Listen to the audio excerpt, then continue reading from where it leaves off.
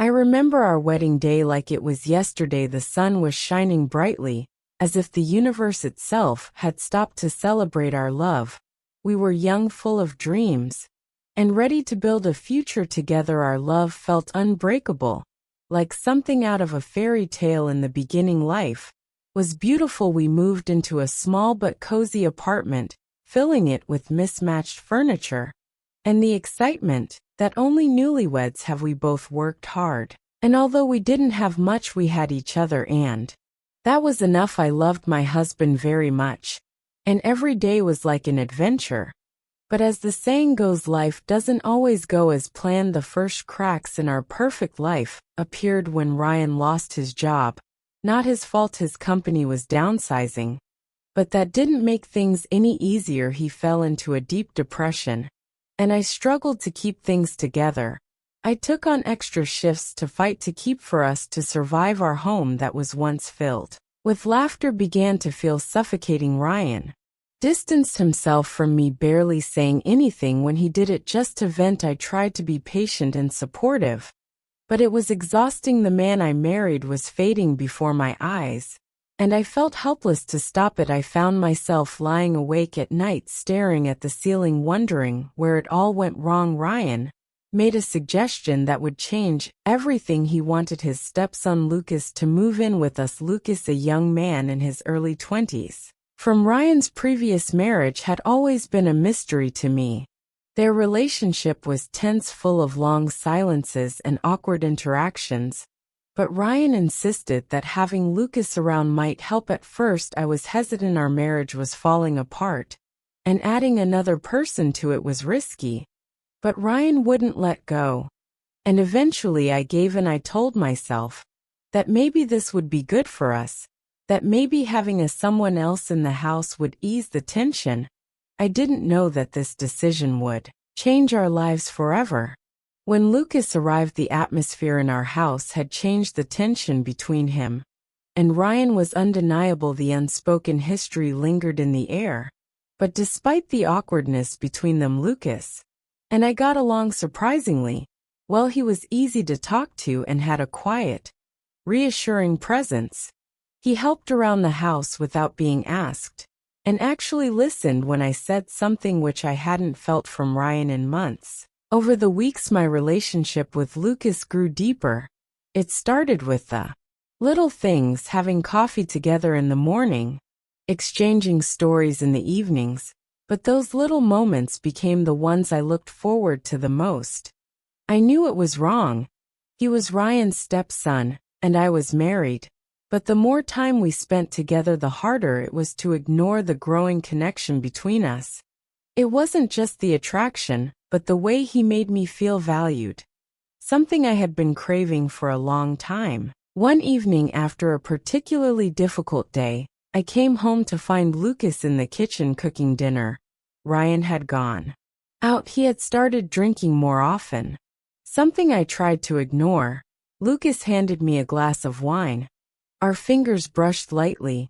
A simple touch, but it sent a shiver down my spine. "I think you can rest," he said with a smile. That night, as we ate together, something changed between us. There was a moment, just a second, when our eyes met, and I saw something in his eyes that mirrored my own feelings. Desire, but also something deeper. I told myself it was harmless, that we were just two lonely people finding comfort in each other, but deep down I knew that wasn't true. And then one night everything changed. Ryan went out drinking again to Lucas, and I were alone in the house again.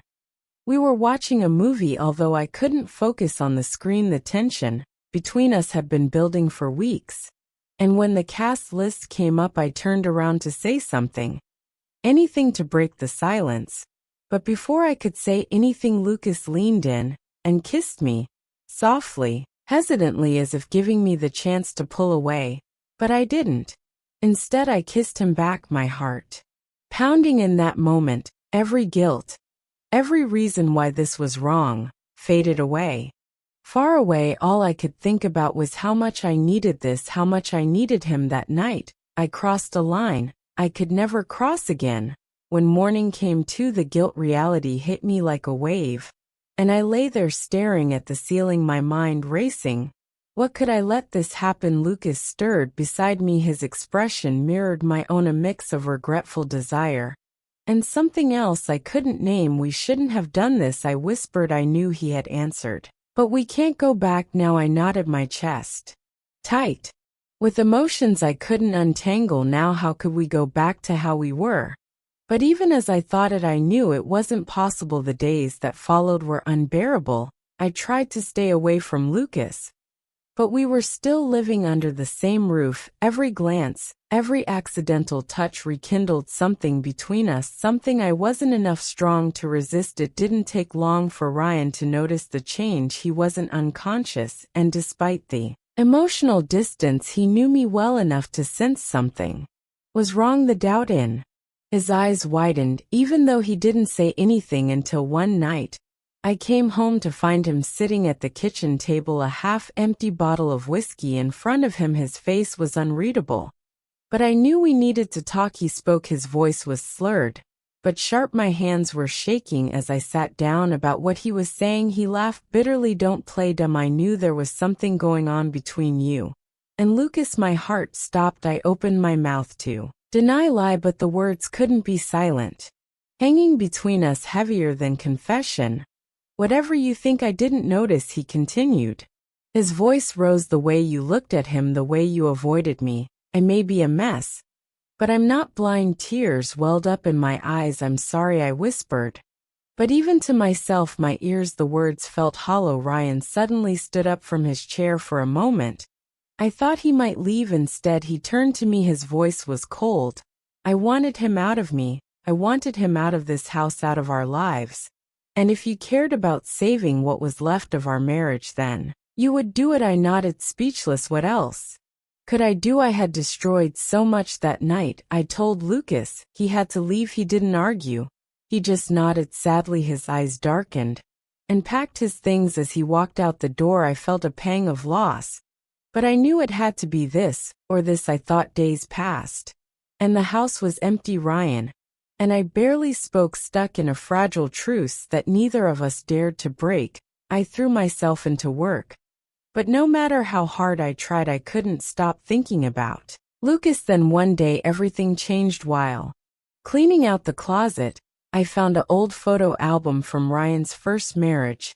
As I flipped through the pages, a crumpled photo fell out. As I picked it up, my breath caught in my throat. It was a much younger Ryan standing next to his ex-wife, and next to them was Lucas. But that wasn't the shocking part. The resemblance was denied. The same dark eyes, the same stern expression. Lucas was not only Ryan's stepchild, but his biological son, and I had slept with him. The room was spinning around me. My stomach twisted. My hands. I had made a mistake I could never fix, and things would never be the same again. My breath came in gasps as I stared at the photo, the rough edges of the paper pressed against my trembling fingers. But my mind was too numb to process anything but the undeniable truth. Before me, Lucas was Ryan's son, his real son. A wave of nausea hit me hard. I stumbled back, clutching the edge of the bed for balance, as the weight of the mistake pressed down came over me like a raging tide. This wasn't just an affair. This was something much worse. How could I not know? How could Ryan keep this For me, the pieces of the puzzle began to fit together. Ryan's resentment towards Lucas, the unspoken tension between them, the way Ryan never really acknowledged he was my son. I had assumed it was just a strange relationship with a stepchild from a failed marriage.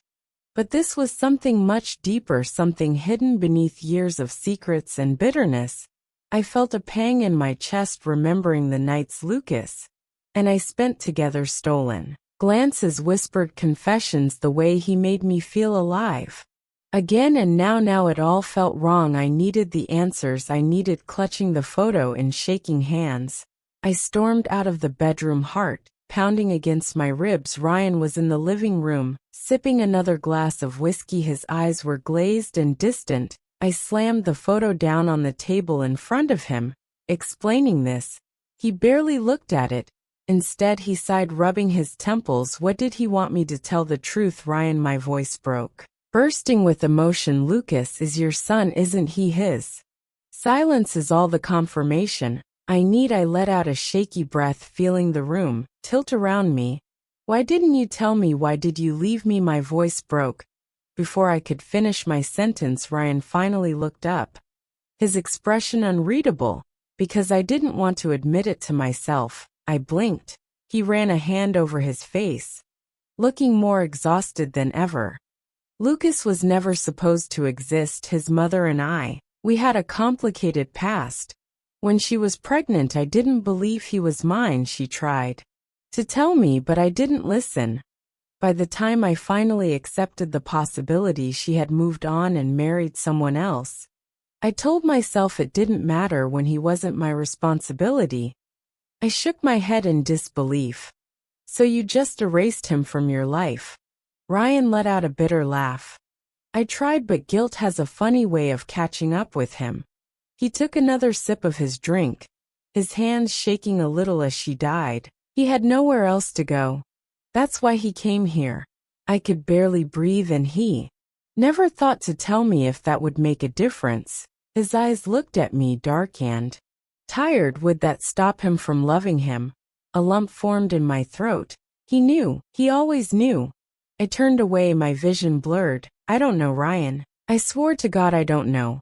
But you know it's wrong, he replied. His voice was calm. Even before you found out who he really was, you knew. I swallowed hard, unable to argue. Ryan leaned forward, elbows on knees. I didn't have the energy to scream or fight. I was too tired. But I needed to know one thing. And I needed the truth. His voice lowered almost to a whisper. Do you love him? Hot tears burned at the corners of my eyes, my chest aching between guilt and truth. I'm not sure if I want to face. Do I love Lucas? I think about the way he looked at me that night, the way he touched me like I was something precious, the way he made me feel something I haven't felt in years. I let out a shaky breath. I don't know. Ryan laughs dryly. That's the worst answer you could give. I feel like I'm drowning. What happened now? Ryan's jaw tightens. You tell him the truth and then you decide who you are really. I sit in my car outside Lucas' apartment, gripping the steering wheel so hard my knuckles turn white. I've rehearsed this conversation in my head 1,000 times, but no version of it ends well. Lucas deserves the truth, but telling him would mean destroying everything we have left. I finally force myself to move step by step towards his door. It feels heavier than the last step. When I knock on the door, it takes him a few minutes to answer. When he answered, his face softened. Oh, his voice almost broke me. Can we talk? I whispered. He stepped aside, letting me into the dimly lit apartment, and I could still see the half-packed bags from the night he left. He hadn't unpacked. He had no intention of staying. What's wrong? He asked. The worry was evident on his face. I took a deep breath. My hands were shaking. Lucas, there's something I need to tell him. He frowned. You're scaring me. I hesitated for a moment before pulling out the photo. He glanced at it, and for a second my eyes were confused, then realization, and finally horror. No, he took a step back, shaking his head. No. It can't be. Tears rolled down my cheeks. I'm so sorry. His face was pale. His body was stiff. This must be a mistake. My mother never told me. She never said anything about him being my father. I wiped my tears. Ryan wasn't sure. He refused to believe it. Lucas ran his hands through his hair, pacing back and forth. Oh God, he laughed. But there was no humor in it. This was crazy. This couldn't be true. I wish it wasn't true. My voice was barely above a whisper. He turned to me, his expression a storm of emotions, feelings, and us. What does this mean to us? I don't have the answers. I want to say it doesn't matter. What we have is real no matter what, but how can I justify it? How can I look at him and ignore what we know? Lucas clenched his jaw, telling me the truth, even if it hurts.